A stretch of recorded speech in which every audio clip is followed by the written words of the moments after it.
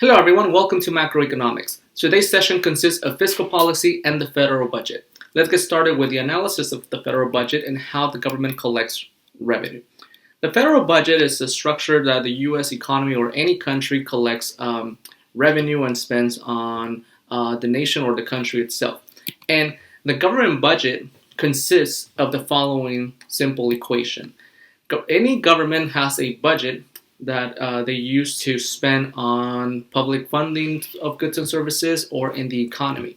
The main sources of government revenue consist of taxation sources such as individual income tax, corporate income tax, as well as payroll taxes that include Social Security, Medicare, and those are used to pay government programs such as Social Security.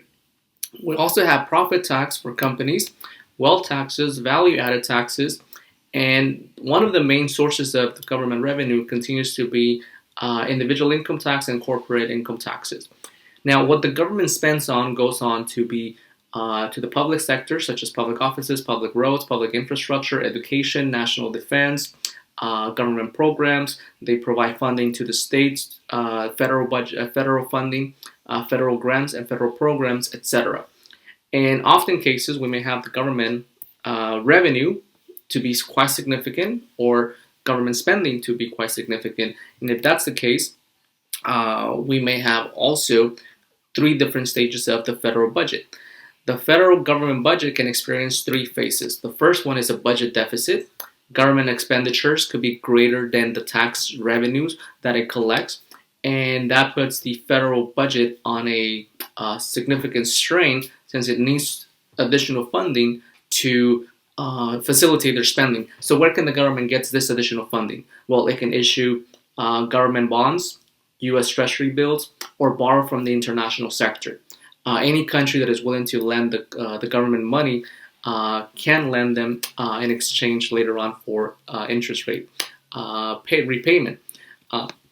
If the government has tax revenues that are greater than the government expenditures, it has a budget surplus with excess funds. There's only been one time where the U.S. government has had a budget surplus, and that was during the Bill Clinton presidency in the 1990s timeframe. From there on, and prior to it, the U.S. government has consistently run a budget deficit. Often cases, it's possible to have a balanced budget where the government expenditures are equivalent to the tax revenue, meaning that your expenditures equal your tax revenues and you have a balance sheet for the federal government. That happens rarely. Most of the time, governments are either running a budget deficit, a budget surplus. If they have a budget surplus, they can lend funds to other countries or spend it in their own economy to develop infrastructure and develop the communities, invest in education or national defense, etc.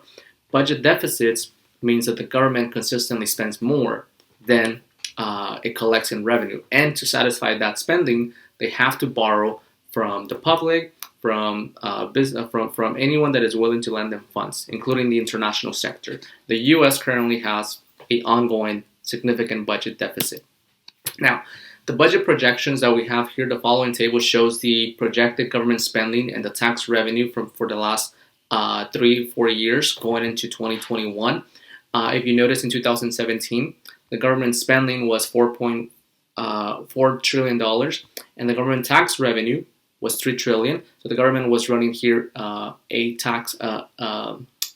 deficit, a government deficit, meaning that it was spending more than it collected in tax revenue. So where did they get the extra funds? Well, it issues government bonds, government treasury bills. It borrows from the international sector. Believe it or not, it borrows a lot from China and other countries.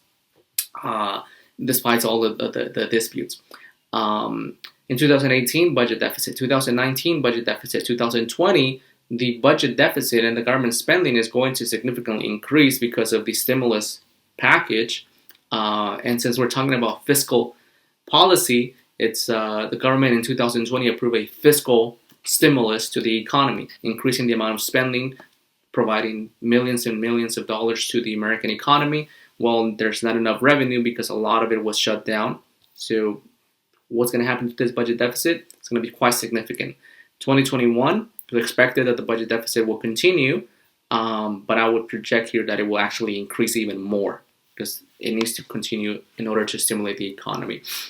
So, what are some federal tax structures and the money that is collected? Well, in the U.S. economy, we have a combination of a progressive tax system and a regressive tax structure. A progressive tax system mainly taxes income taxpayers as their income rises. And progressive income tax means that as the income of a person increases, the marginal rates of taxation for that individual also increase. A lot of people disagree. A lot of people are in question as to who gets taxed more. The middle class gets taxed more versus the wealthier, etc. The U.S. does have a progressive tax system, which means that your marginal rate of taxation increases as your income rises, and so it has to be for the wealthy, but the wealthier have traditionally used the tax advantage programs in order to pay less taxes. There is also an idea that we should have a proportional income tax, an income tax where the person's income is the percentage of their income tax of the person is the same regardless of the income earned. 25% for everyone. Everyone pays 25% of their income in taxes. That's like proportion. You pay 25% in proportion to your income, regardless of how much the individual makes. If you make $50,000, you pay 25% in taxes.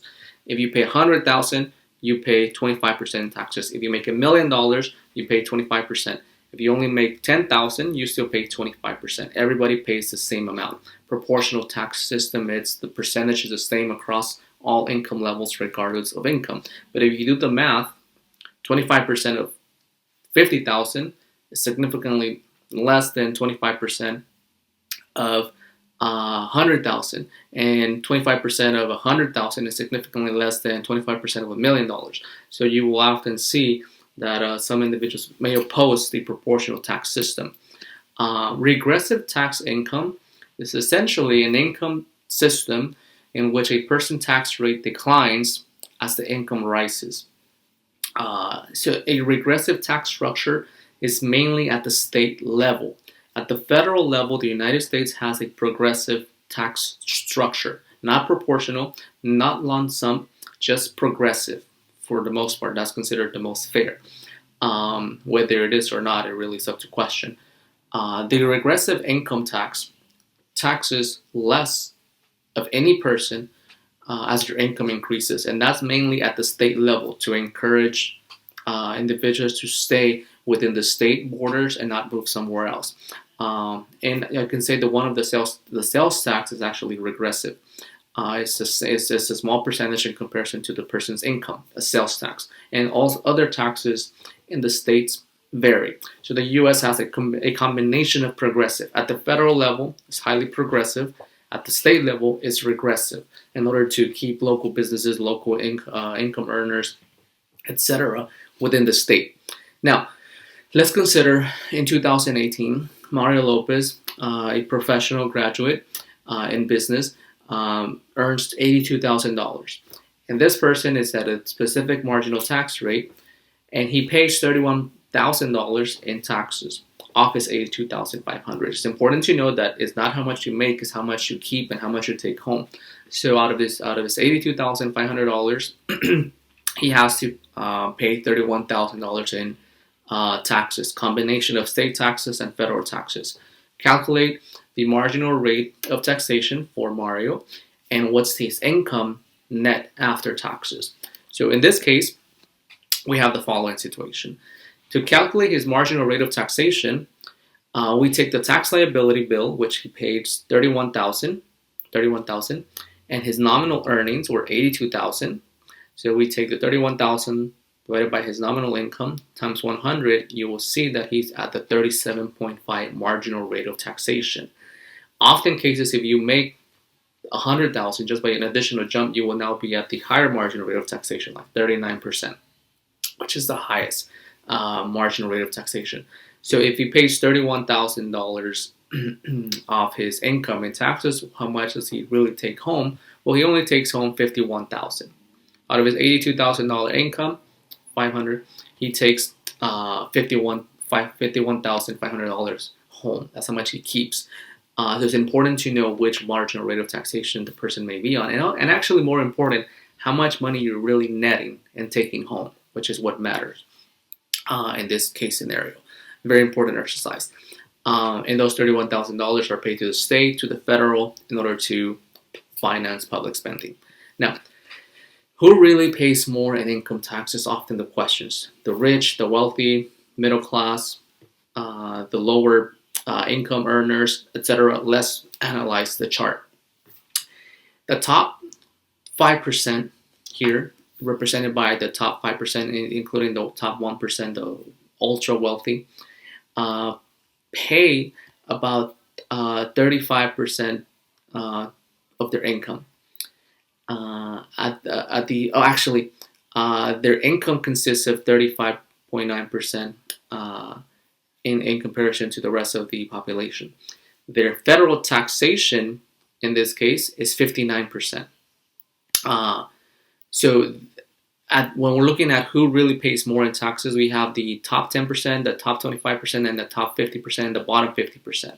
So this is like the bottom 50%. You could say that the top 50% is upper middle class, the bottom 50% are lower middle class, lower middle class, and everybody else. That we see here that they actually pay a little bit less in comparison to the top 25%. The top 25% pay more than the bottom 50% here. The total income share, and they also take less, which is not surprising why they will pay less in taxes, because their income share is a lot less. It's at 11% in comparison to their top 25% earners, who take a lot more of their income, and they pay less in taxes because their income is lower in comparison to the top 25, top 10%, top 5%, even the top 1%. So these are people making less than $38,000 a year.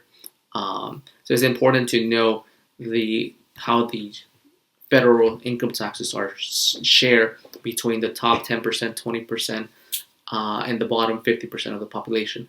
It's actually the bottom income earners pay relatively lower amount in taxes than the top income earners, because their income is lower and their marginal rates of taxations are also lower. The middle class and upper middle class pay more in terms of federal income taxes in general, in percentage wise to their income, but the top 10 and top 5% make more when you're looking at the numbers.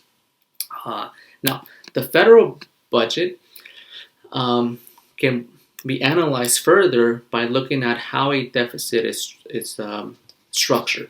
So we have the total deficit. It's the government federal deficit. Consists of a structural deficit and a cyclical deficit. What is a structural deficit?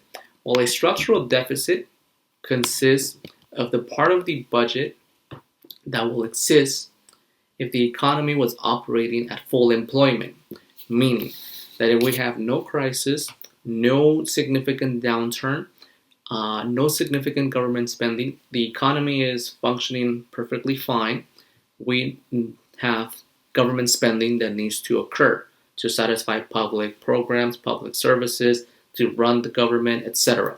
That is the structure of the economy. It requires spending, and some of that spending can be greater than revenue and vice versa, and that will be the normal structural deficit during regular times at full employment.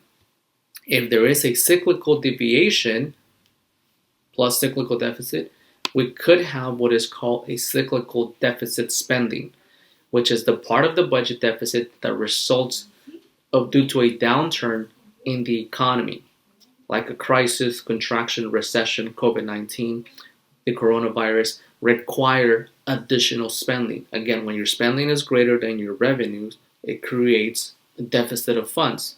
Or if you spend more than you make, you end up in debt. And you have to borrow from mom, from dad, from credit card companies, etc. You end up yourself in a deficit. So if we find ourselves in a critical situation where there's a downturn in the economy and government needs to spend to stimulate the economy, we could have a cyclical deficit. Adding both of them, we can see the total budget deficit and how bad it's going to be. Now, this 2020 or the coronavirus crisis is going to put a significant cyclical deficit on the federal government. Going into 2021 and going into the end of the year and further, because government's spending a lot, the fiscal stimulus, and they want to extend it further.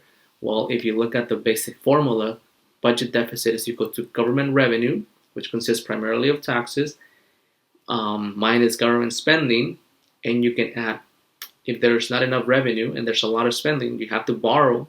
Well, the only thing that's going to happen later on in the future, 2022, 2023, is you either have to increase taxes to balance the budget or keep borrowing from the rest of the world if your tax revenue is not significantly enough to cover the deficit.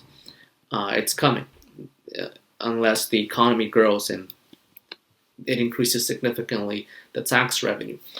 That can take us to what is called public debt.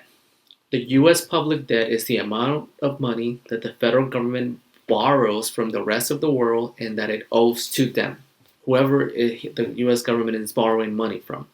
It could be other countries. It could be the actual households in the form of government treasury bonds, U.S. treasuries, or anywhere where the government borrows.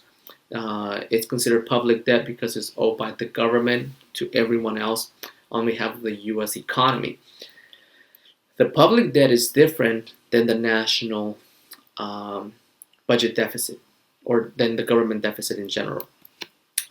The U.S. debt is increasing over time because the U.S. government continues to spend a lot and borrows a lot from all sources. And if you are following closely the presidential administration, what's happening to the tax laws, taxes are decreasing. And if you decrease taxes, you decrease tax revenue. And you are at the same time increasing government spending, your revenue is declining and your spending is increasing, well, a budget deficit is inevitable. The only thing you can do is increase your government borrowing abilities from all sources. So we need to be careful with the debt to GDP ratio.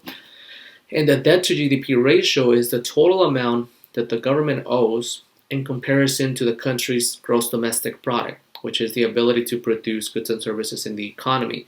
For a long time, as long as the economy output in terms of GDP was greater than the debt, it's fine.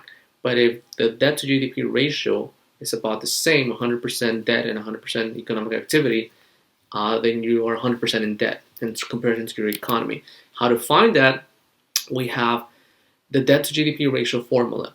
You take your debt, your national debt that is accumulating over time, and if you borrow, you add it to the debt, divided by the GDP of the economy times 100. If that will give you a percentage of debt. If you have, this is also analyzed for you as an individual, your debt to income ratio. If you have $10,000 in debt and your income is $40,000, well, 10,000 over 40,000, it shows that you are 25% in debt. That's your 25% debt to your income ratio. If that increases, if your debt increases relative to your income, then your income needs to just go to pay your entire debt. So we need to be mindful with the debt to GDP ratio because it has to be paid back with interest. But as long as the U.S. economy is able to cover that liability, should be fine. Now, a budget deficit is completely different than the public debt. Keep that in mind. Countries can run budget deficits from year to year, or budget surplus, or a balanced budget, but the national debt accumulates over time. It's the total amount that the U.S. economy owes all the way back to World War II, the Iraq War, all of the amount of debt that has been collecting over time. And often cases the government needs to do fiscal adjustments, which takes us to fiscal policy. Fiscal policy can be looked at in different ways. The government fiscal policy is changes in government expenditure and or the tax code aimed to achieve economic goals, which is any of the economic targets, economic activity, employment, by minimizing or low unemployment levels, stability of prices, economic growth and productivity, production. The government has a fiscal role in stimulating the economy, and it's up to the government discretion to engage in fiscal policy.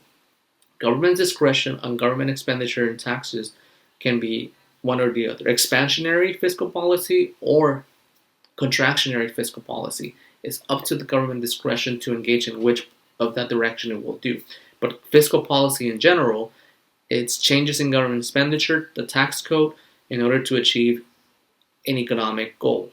And the government today has consistently enacted in expansionary fiscal policy, low taxes, which is one of the tax codes here, low taxation, promoting employment. I wouldn't say so much stability of prices because it's been up and down. It has to have economic growth, which is one of the significance prior to the COVID crisis. But we're quite critical. If you lower the tax code so much, your tax revenue is not going to be enough to satisfy government spending. And that's critical because later on, whichever administration is in office will have to reverse it in order to have to raise the tax codes again. What is contractionary fiscal policy? Contractionary fiscal policy, in general, it's going to be decreasing government spending. Let's go back. It's up to the government discretion to engage in either policy, expansionary fiscal policy or contractionary fiscal policy. So we're going to do contractionary fiscal policy first. And contractionary fiscal policy is you decrease government expenditure, you decrease government expenditure in order to decrease government activity, or increase taxes in order to achieve economic stability or slow down an economy. If you want to slow down economic activity, your government engages in contractionary fiscal policy. You contract the economy by decreasing government spending, raising taxes, or a combination of both in order to achieve economic stability, slow it down, or close an inflation gap. And what it does here, if you notice the aggregate demand, which consists of consumption, investment, government spending, and the international sector, contracts. It slows down. It decreases. It declines. This model is showing how you can slow down the economy if it's inflating when output is greater than the natural capabilities of the economy. The contractionary fiscal policy will contract and close down that gap. It can slow down an economy. If government spending declines and taxes increase, well, with more taxes, consumers take a lot less home, so they cut spending. With more taxes, increased taxes, businesses take less profit, so they stop investment, or could indirectly stop and slow down investment. With less government spending, aggregate demand declines. So contractionary fiscal policy is a policy in order to slow down the economy or close an inflationary period. This is mainly what is referred to as Keynesian economic intervention, because the government intervenes in the economy and contracts the economy. Inversely, we can engage in expansionary fiscal policy, which the name itself specifies. It expands the economy. Expansionary fiscal policy is a government fiscal stimulus, which is what it has done during the great pandemic of modern time. It's an increase in government spending, government expenditure, or what is called a fiscal stimulus, and decreased taxes, tax cuts, tax breaks, tax rebates, in order to achieve economic expansions during recessions, during crises, during downturns, to accelerate the economy. And if we look at the aggregate demand model, the long-run aggregate supply, the natural levels of GDP is a vertical curve line, and the short-run aggregate supply is the blue short-run curve, price level up, and the real gross domestic product. If output declines nearly to zero, which is what happened during the pandemic, everything closed down. If output declines, the aggregate demand declines here is below. The productivity is decreasing. If you increase government spending, if you increase fiscal spending, fiscal stimulus, decrease taxes, aggregate demand increases to the right, and it moves the economy slowly to the long-run equilibrium levels, which in this case, it will shift the economy back to its normal economic activity to the right, to the left, at equilibrium. Expansionary fiscal policy stimulates the economy. It provides consumers with tax advantages or tax breaks with an additional fiscal spending method like it was with everyone that received a check. Businesses receive a lot of loans, or a combination of factors. It's meant to stimulate the economy during an economic crisis. Both of them can be used, contractionary fiscal policy or expansionary fiscal policy, depending on the situation where the economy what the economy is facing or the economic times. It's possible to still use expansionary fiscal policy during regular expansionary periods when the economy is just fine. We have to be careful with expansionary fiscal policy when it's used during regular times because it can actually accelerate the economy further and expand the economy, which is good, but it has a trade-off. It could have high potential inflation. It could have a budget deficit burden. If you lower the taxes, here how is a decrease in taxes. Again, if you decrease taxes a lot and you increase government expenditure, a chronic budget deficit could arise, and that's not good long term. Because it means you have to cut government programs, you have to cut government grants, you have to decrease government funding for states, agencies, etc. And someone has to reverse the policy or at least moderate the policy later on. Now, within the economy, we have what is called automatic fiscal stability or automatic stabilizers. And automatic fiscal policy, it's changes in government expenditures and or taxes that automatically occur without the need of congressional approval or congressional office action. And automatic stabilizers include, for example, unemployment benefits that you file, and they're already there to sit as a cushion for the people to claim if they find themselves unemployed. That's one of the automatic stabilizers. If the economy expands, tax revenue automatically increases because the economy is growing, people are working, businesses are generating income, the tax revenue increase. We have Social Security benefits, supplemental assistance programs that are enacted that automatically are already embedded in place for individuals or members of society to file for that have already been approved and are just a matter of filing, automatic stability, which are more of a cushion before congressional office is needed. And there are other factors that are automatic stability for fiscal policy that have been previously approved. So it's important to recognize that the economy can go into an automatic stimulus within its own capabilities with prior congressional approvals, and they don't need to be approved again. Now, when we look at government expansionary fiscal policy, it could have a significant potential burden on investment, and that is referred to as crowding out. The crowding out effect means that if the government increases the expenditures a lot and it gets involved in the economy's affair a lot, it can actually decrease private investment. So the crowding out effect here takes place in different ways: a complete crowding out or an incomplete crowding out.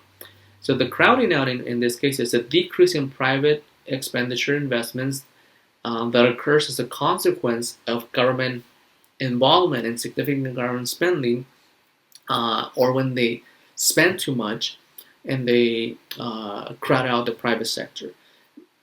Typically, government borrows funds.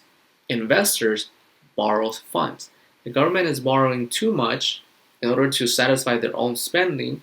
It crowds out, or it takes the ability of the private sector to access those funds, and it leaves them, in a tough situation, in a critical situation where the government is taking out the funds and is crowding out or is taking out the funds from the private sector in order for them to invest. So the government spends too much at the expense of the investors.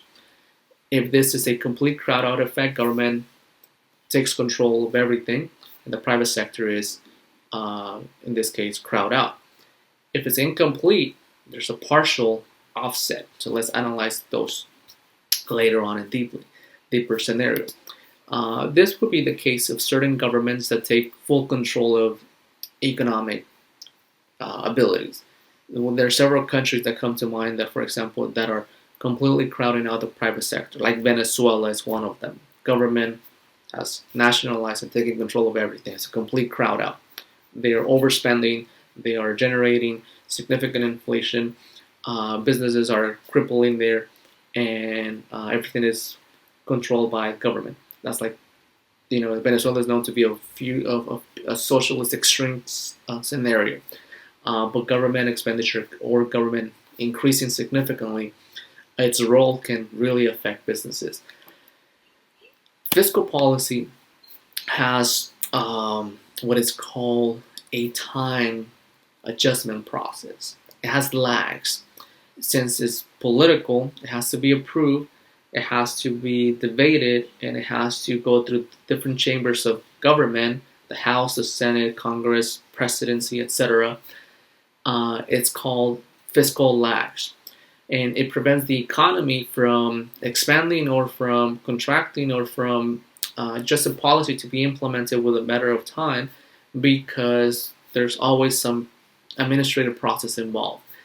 And the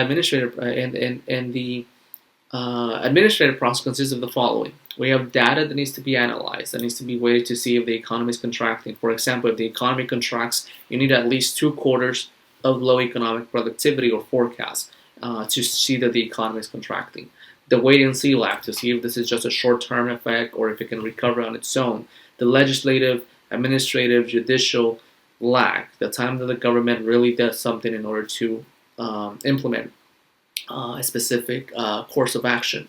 It has to go through the legislative branches, the judicial branches, the executive branches, from the federal government to the state governments and the state governments to the public, etc. It takes some time. The transmission lag, the time that it takes for it to transmit between government to society, and the effectiveness lag. How long would it take for the policy to be effective?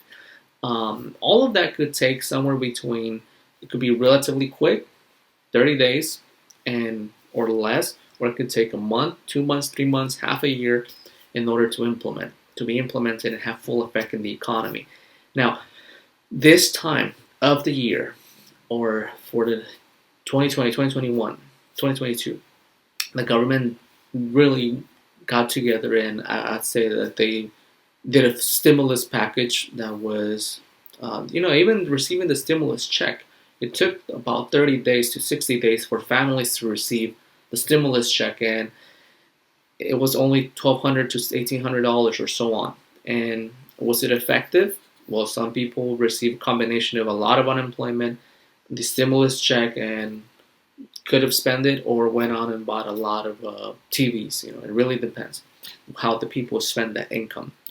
Now, going back to the crowding out effect, it's possible for government to have zero crowd out, which means they don't affect investment. And the lags that we were discussing are insignificant, meaning the government is on point, getting things done, the data is there, the administrative and the transmission and the effectiveness are there, meaning very effective. And fiscal policy is really efficient at moving the economy out of a recession, which you can probably give some credit to the fiscal stimulus that was approved because it was needed during the crisis and recession and contraction that the U.S. economy found itself on. When the crowding out is complete and it's significant, and the lags take a lot of time, government officials don't agree, they're quite significant, there's a lot of administrative, legislative, data failure, fiscal policy is ineffective. They don't agree. It doesn't occur. So we need to be careful when to use and how to use fiscal policy when we're facing a crisis in a recession, because it could have significant effect, or it can slow down the economy. It can move the economy out of a crisis in a faster time or an efficient time, or it can be ineffective and not have any significant effect at all in the economy. Now, fiscal policy effects may be felt also on the aggregate demand side and on the supply side. when we're looking at aggregate demand from the consumers, the investors, the government, exports, imports, the foreign sector. And on the supply side, from the producers, the inputs of production, and so on. For example, if there's a significant reduction on business and corporate taxes or production of goods and services, that may alter the production of goods and services, the production of goods of individuals, and the ability to work and produce goods and services, and therefore employing more people and generating output, which in terms is the supply of goods. Government subsidies, government regulations, if they are dropped, it can stimulate economic activity on the supply side. So that's like supply side economics. And on the demand side, although fiscal policy mainly has a direct effect on aggregate demand, it could also alter aggregate supply and on the supply side. To analyze the tax situation that I was mentioning earlier with fiscal policy, we have Alfred Laffer, who introduced the Laffer Curve. And it shows the relationship between marginal rates of taxation and tax revenue. And it's an interesting curve that was developed to analyze the relationship that it has with revenue, government revenue, and tax code. And what he stated is, as tax rates increase, as a tax rate, you can tax someone zero for the income they earn or the output they produce, or you can increase the tax rate to a certain point, and the tax revenue will increase and reach a maximum level.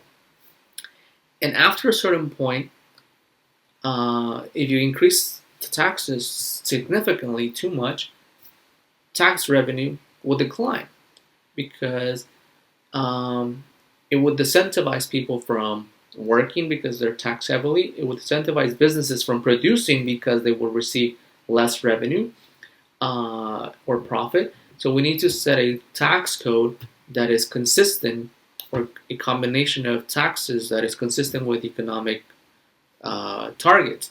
So here we have the Alfred Laffer Curve, which is tax revenue on the vertical axis and the marginal tax rate on the horizontal axis.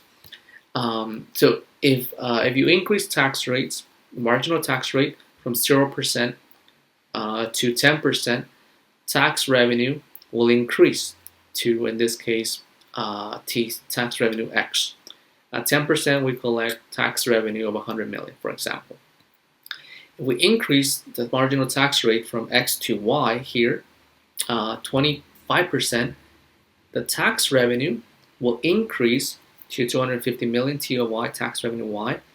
And if we increase it to point B, we have reached the maximum tax revenue with the potential higher tax rate, which right now sits at 39%, 39%. That will give us the highest tax revenue possible. If we continue to increase taxes after a certain point, like here, close to 100%, such as 90%, tax revenue will decline because it disincentivizes individuals from working or producing. If the tax rate is too high, there's no incentive to work. To tax revenues and tax rates could be inversely related. Between point A to point B, tax revenues are highly directly related, as the higher the marginal tax rate to a certain point, the higher the tax revenue. Between point B and C, after point B and C, if you increase the tax rate beyond a certain point, tax rate increase but tax revenue decline. It's important to have that in mind, because a lot of the times taxes are not well liked by anybody. And the marginal rates of taxation have been consistently declining since the 1960s. We have the lowest marginal tax rates in recent time. There used to be higher, and there's for various reasons. And taxes help fund a lot of public services, public activities, government, public offices. And if there's not enough tax revenue because they are declining, government has to borrow from other sources by either issuing government bonds, treasury bills, or from the international sector, or a combination of all of them. And at some point, the funds borrowed have to be repaid back. either with higher taxes, more economic activity, or simply default on the debt, which at the very least, that's what it can be done. You default on the debt, and that's it, which could happen. Well, thank you everyone for joining the session. Have a good afternoon, and I'll see you next time.